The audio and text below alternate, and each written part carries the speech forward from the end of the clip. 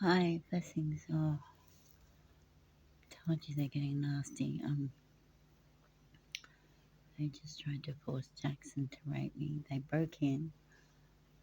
Um, they forcibly. So where should you go to be safe? The other place. Yes. I'll see you later.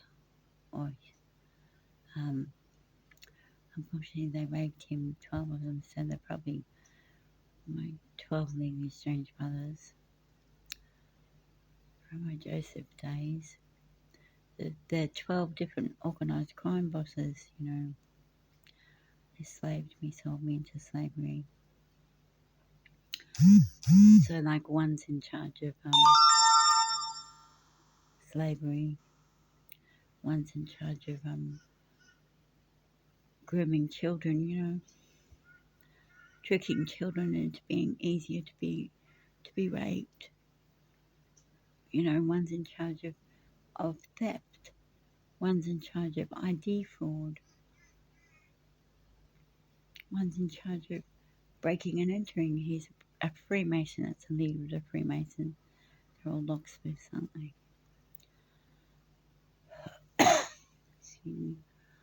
One would be Satan, one would be the Pope, who's the leader of the devil's synagogue of Satan.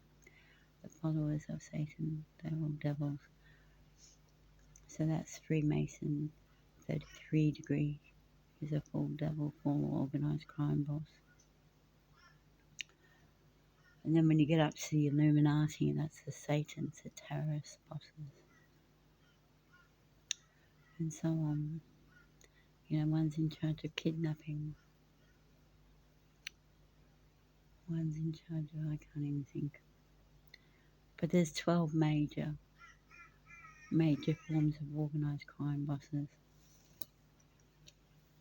Of course, there's prostitution and other immorality, which is ISIS as well.